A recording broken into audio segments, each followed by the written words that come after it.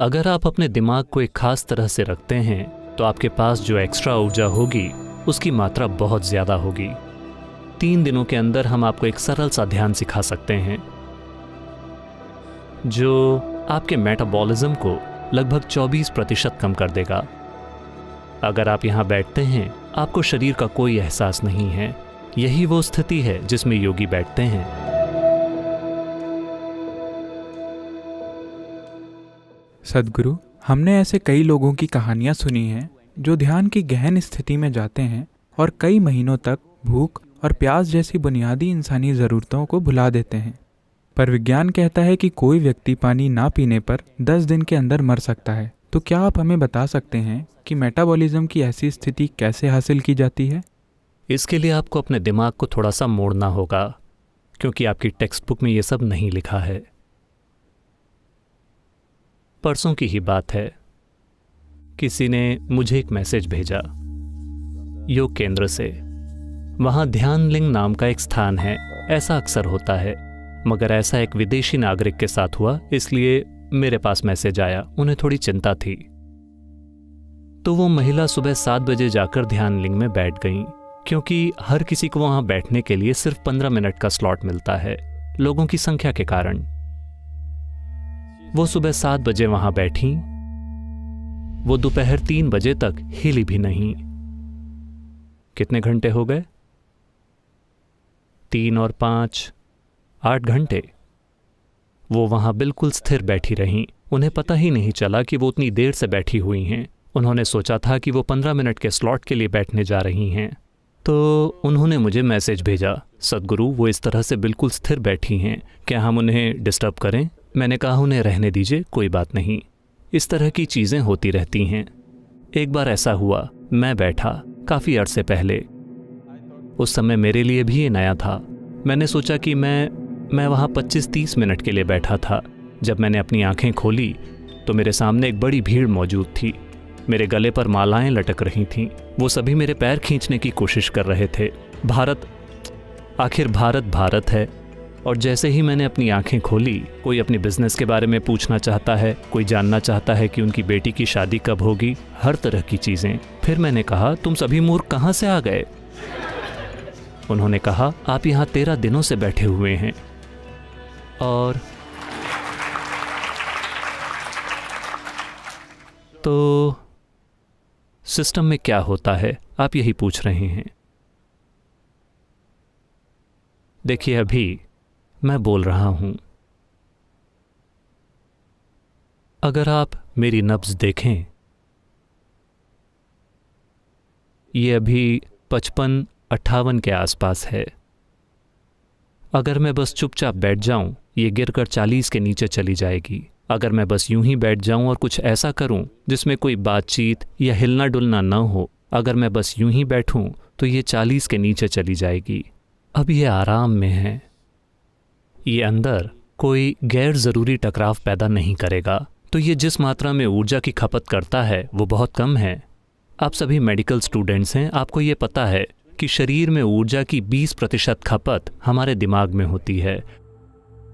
हालांकि ये अधिक से अधिक 1.5 किलो का है।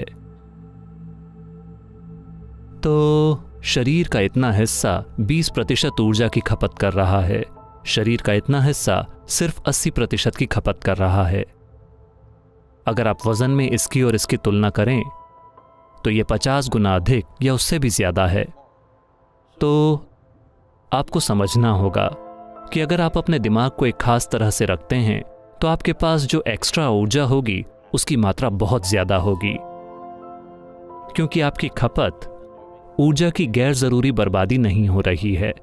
ये बात हर सिस्टम के लिए सच है, चाहे वो एक कार हो, एक मशीन हो या कुछ भी हो।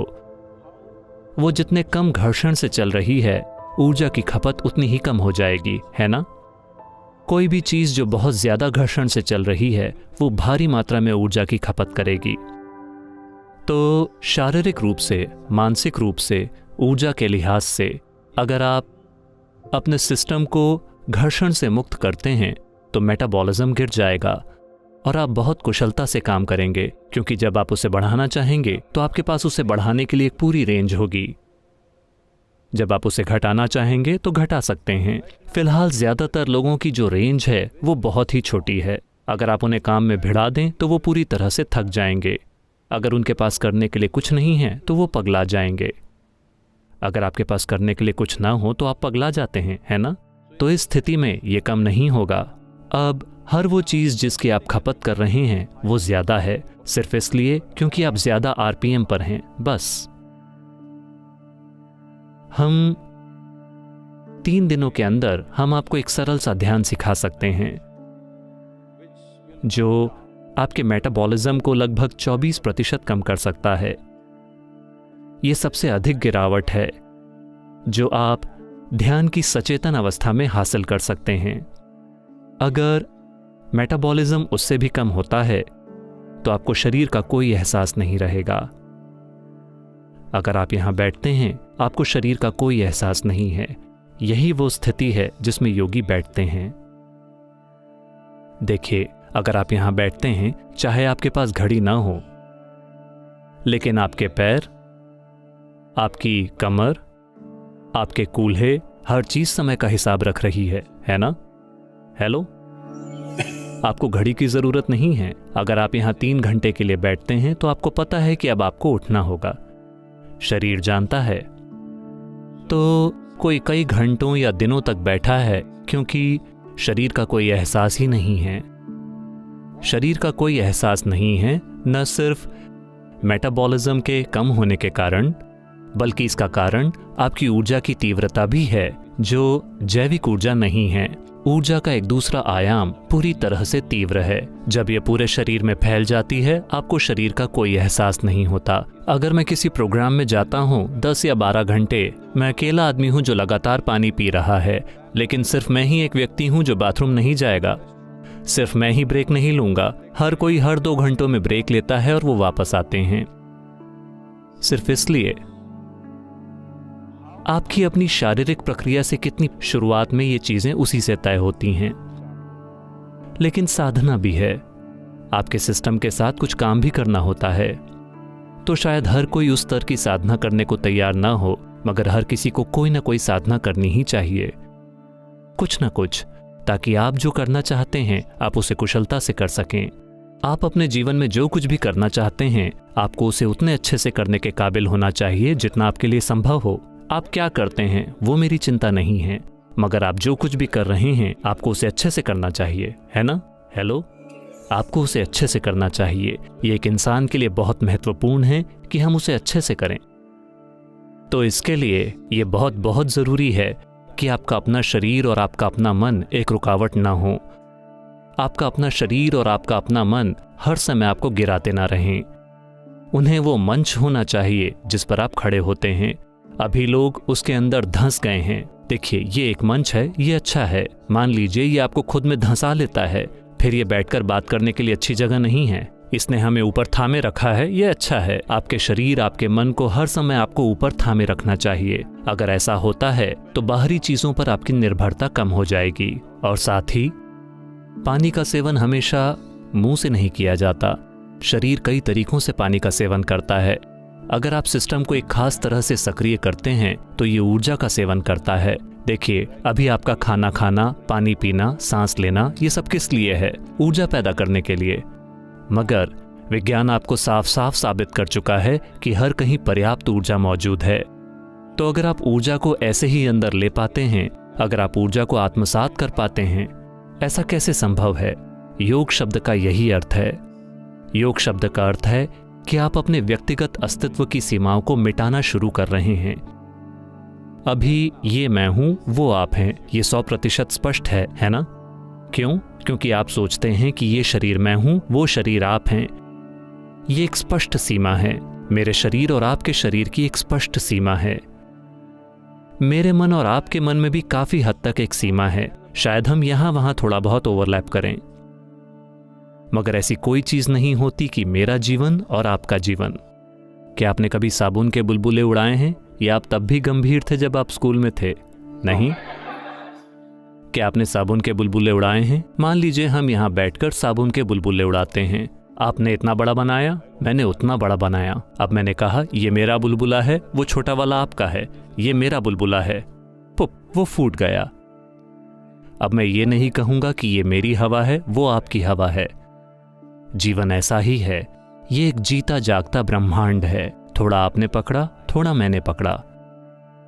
आप कितना पकड़ते हैं, ये आपके अस्तित्व की अहमियत और गुणवत्ता को तय करेगा। मैं चाहता हूं कि आप इसे साफ साफ समझें। आपने कितना जीवन पकड़ा है, वही इसे तय करेगा। शायद आपके पास एक बड़ा सा दिमाग हो, शायद आपके पास बहुत बुद्धि हो, आपके पास ढेर सारा ज्ञान है, लेकिन फिर भी आप एक महत्वपूर्ण जीवन नहीं जिएंगे। अगर आप ढेर सारा जीवन पकड़ते हैं, अगर आप एक बड़ा बुलबुला हैं, सिर्फ तभी वो महत्वपूर्ण है। अगर आपका शरीर बहुत बड़ा है तो शायद दूसरे लोग आपको देखकर कहें वो बहुत बड़ा है, मगर आपके अंदर वो आपका अनुभव नहीं होगा। अगर आपके पास एक बड़ा दिमाग है तो लोग सोचेंगे अरे वो बहुत स्मार्ट है, मगर आपके भीतर आपके पास एक महत्वपूर्ण जीवन नहीं होगा।